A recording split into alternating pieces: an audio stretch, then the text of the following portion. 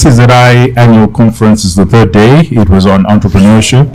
It's been quite an interesting 3 days, and we've got the old and we also have the young, and today we've got two youngsters that are doing phenomenal things, and they've just presented, and they're looking at, what you can do with big data and with geolocations and all sorts. And they're here to actually, maybe that's what they should probably do. And start by just introducing yourself and tell us exactly what your presentation was on. Okay, thank you. My name is Tatenda Chiteka from Injecta Analytics, a special data analyst at Injecta Analytics. And with me here... I'm Tinashe Mpofu, special data... Tinashe. Yeah, I know that Tinashe, so yeah. Blessed name. Yeah, sure. Special data analyst is already Injecta Analytics. Yeah. So basically, what we were talking about is location intelligence, which is sort of a new phenomenon in the Zimbabwean market that we are pioneering, which has to do with the use of location data and analytics to help businesses make informed decisions, so that the decisions are data driven and they are more focused on the solution side for the challenges that businesses are facing. So in a nutshell, location intelligence, what we are doing is we are gathering location data across the entire nation. One of the key data sets or the key data that we gather is housing infrastructure data. So for instance, we look at Harare, we then say each and every property that has been built in Harare, it's marked and tagged by type, and also whether it has a rooftop solar panel or not, just as a measure as well of affluence of who is living within those properties. Then the other side is we then gather business data. That is now data across all sectors and across all centers. You're looking at your retail side of things, your supermarkets, your wholesalers, your petrol filling stations, in the finance sector, your banks, your insurance companies. So the data is wide and varied. Then an interesting one is also to do with the informal sector. In the Zimbabwean context, we from the perspective that everyone is saying we are informalizing, but when we are then to talk about the number of the players that are in the formal sector, no one knows the numbers. It's just we are informalizing. So we are getting into the space and we then gather data. Maybe to this effect, we can give you an example of a study that we did in 2023. It was in Zivarasekwa extension. The study area, we were looking at a population of about 40,000 people, but there were 350 tuck shops operating within that zone. And if you do the math, we are looking at one tuck shop for every 28 households. So you see the level of concentration of those kind of players, and you then sort of understand why it's difficult for those large chain retail supermarkets to survive in those kind of markets, because they are focused on convenience in a large way, and they have got the offerings in terms of what they are providing to the market. So with this kind of data now, we are now helping businesses to make informed decisions, because when we do analysis, it's in layers. We're not only using one data set, but you're saying a business is getting into a market. We then use to say within 3 kilometers from this business, how many people are living within that area, how big is the trade area in that regard, what's the competition like, level of affluence. So the analysis really now gives the market a bigger picture from a spatial perspective, something that has not been done in this market. So in a nutshell, this is who we are as Injecta Analytics. So that's fascinating. Yeah. It reminds me of a story about Walmart. In the one of the things that helped them build that business and get ahead, I think in the 1960s and 70s, is to manage inventory and figure out where to allocate stock. They paid for satellite images of the parking lots of their stores to see and counted the vehicles, and then made decisions based on on that data. And I think it's a fantastic business idea and business, because a lot of businesses would make much better decisions if they had a sense for where the traffic was and what the demand was, or the affluence of certain areas and that sort of thing. So it's a fantastic business, I think. So Tinashe, why this geospatial analytics? Why did you focus on that? Okay, thanks Tinashe for that question. So I think inherently, ultimately, we believe that almost any business decision is inherently a location decision. Really. So whether a retailer looking to open a new store, or whether a manufacturing company looking to see which market to distribute your product to next, or whether just a real estate company looking for the right real estate product to introduce in a particular market, we believe that ultimately almost every decision has to do with location. So we believe that location is the ultimate common denominator for any business which sits on top. Of course, the extent of location being necessary for a particular business varies depending on the sector. But we believe for businesses like in the retail sector, in the FMCG sector, where convenience and accessibility is key, we believe that that's a certain point. Because ultimately, we believe that there's business intelligence, which is everyone knows, it's more like a prognosis where you are trying to understand what's happening, what is happening in a particular business. But we believe that location intelligence then gives you the understanding behind the why. Business intelligence gives the actual dashboard, but to give you the map behind the dashboard for it makes sense of the intelligence that you gather itself. So that's where we came up with the location intelligence, which we believe is an intersection of your data analytics, geography, and business logic, all combined into one to really help businesses better understand where they operate and give context in terms of why that market in particular, depending on analyzing the customers, the assets, and the competition in that particular area. Okay, so from my toddler mind, just help me here. Are you interacting with or interfacing with Google Earth, or you are creating your own Google Earth? Okay, yeah, so that one is an interesting question. We are a spatial data analyst, means we deal with spatial space, which is location. So we've got skills to extract data from satellite imagery. It's one of the ways that we use to gather data. But what's interesting in our Zimbabwean market is that if we look, say, at Google, most of the data that is available on Google Maps is to do with businesses, by and large, which are formal establishments that go that mile to make sure that they are available online. If you are to look on the other side now, when we are looking at the space Zimbabwean market, which is also largely informalized, you wouldn't see much data in that regard. So what we have, the challenge that we've taken upon ourselves is to gather that data. We can give you an example of, one of a case study that we presented. Last year, end of year, we gathered data on businesses that are operating on the ground floor within the Harare CBD, which was totaling to about 10,000 businesses. Now, using that data, we sort of separated out those that are in the grocery retail, and we had about close to 350. We are talking of grocery stores that are not like chain supermarkets.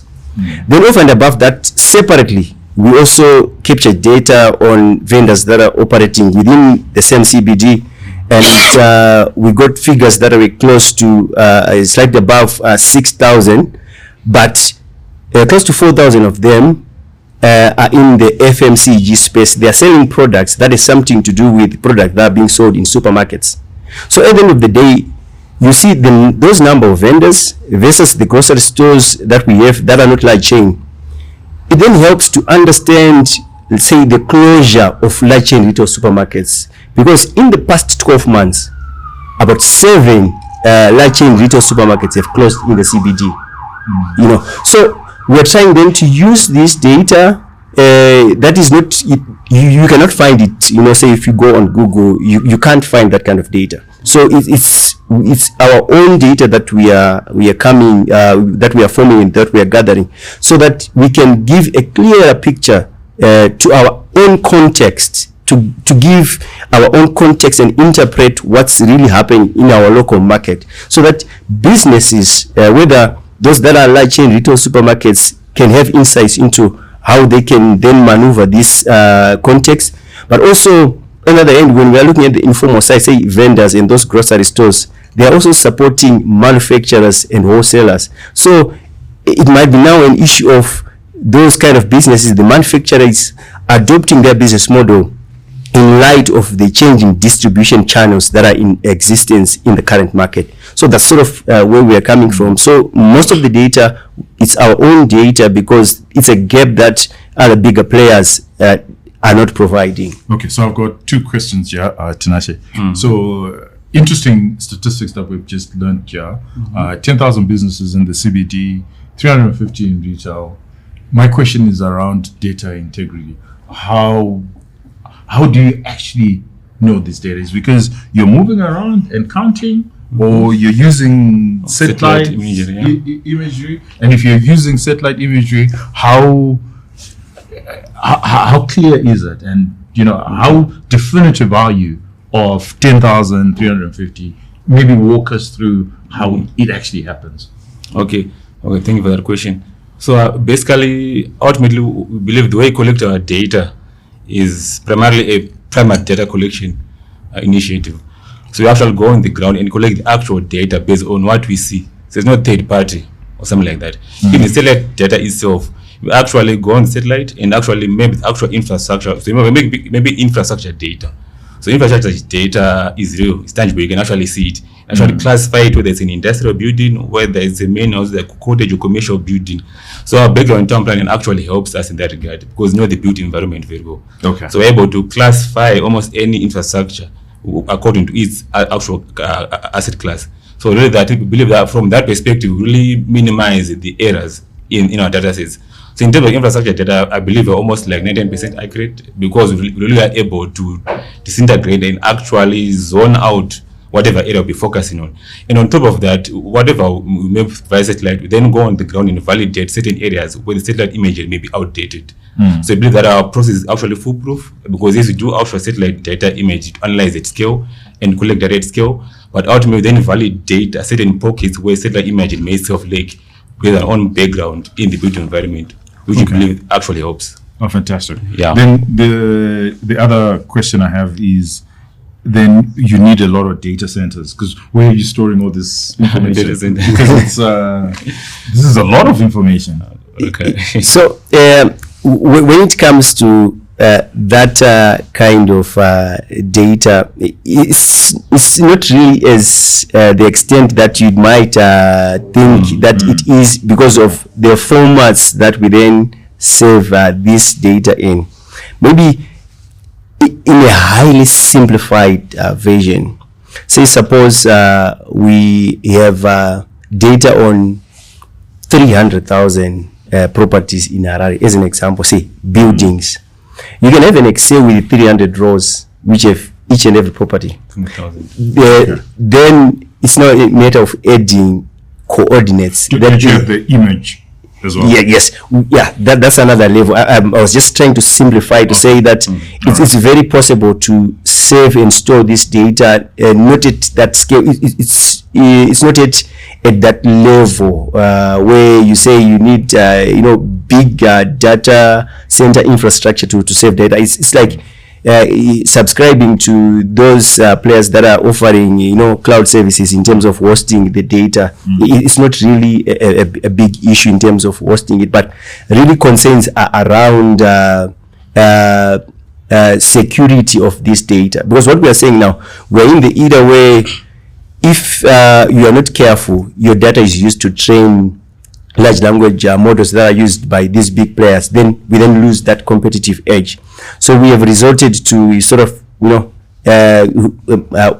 storing and hosting our own data, avoiding to use particular players, some other players with the fear of that risk, unless and until we have gotten to a point that we are foolproof in terms of who is storing our data, what's the security like. So maybe that's the issue that there is in terms of storing it.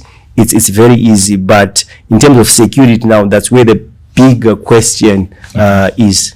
Yeah. All right. So your customers, what sort of questions are you guys finding from your customers, and what sort of problems are you solving for?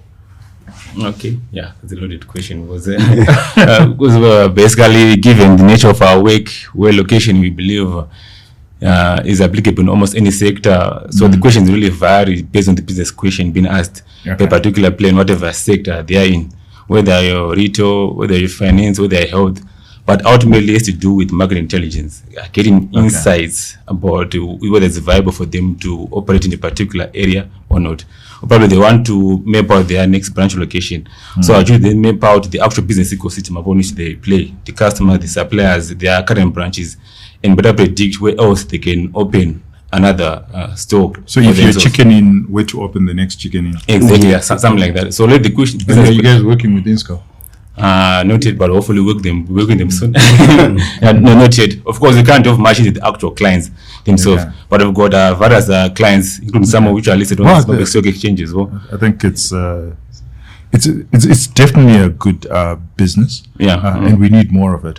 As long as we have more data, and it then allows us to get the intelligence that we need and to make better decisions. Okay. Unfortunately, we would love to have you guys on. Maybe next time you should come to the studio, and then we actually explain. We can dive deeper, because I think there's a lot of questions. There's a lot of questions for sure. Especially if, from a capital market or economist perspective, in terms of just one of the things that we struggle with in Zimbabwe, frankly, is just trying to get a good handle of how the economy is doing at a macroeconomic level, and we don't have a lot of great data, and I think that a lot of the things that you guys collate, a lot of it would be quite useful in building models for how well we're doing or not doing. What does the data say about activity this month versus the same time last year? Not even just that. Like we keep on hearing these numbers, like Makurukoza there, 500,000. But we all know that nobody has counted 500,000 or these Makurukoza. But you guys could use your data analytics and what you guys are doing to actually say, you know what, actually the number is this to the nearest decimal. Exactly. Right? And I think that will be very incredibly valuable. Incredibly valuable. So let me tell you about an interesting story about a hedge fund that used to invest in these developing countries and they didn't have the data. So what they would do? They will send an analyst to go to the border and count the number of trucks that are entering the country. So this is a guy who's sitting in New York and he wants to know, okay, is Zimbabwe doing well or doing badly? From a trade perspective. From a trading perspective, or even from an economic. So they use the heuristic that it's the number of trucks that are coming into Zimbabwe through the border, and they're not going through to Zambia, but directly to Zim. And they started measuring that on a monthly basis, and over a 5-year period, they could tell the economic activity, whether it's increased or it hasn't. It's similarly with economic activity based on electricity. So they take these satellite images, and they just look at the light. They just look at the density of light right across the world. And you can tell whether there is more activity there or less activity there. And I think that's the space that you guys are in. And you could certainly help a lot of economists and a lot of, the Chamber of Mines, for example. I think would be very interested in the work that you guys are doing. So, fantastic. I hope that you guys have learned as much as we've done. We look forward to having you guys and expand in the studio.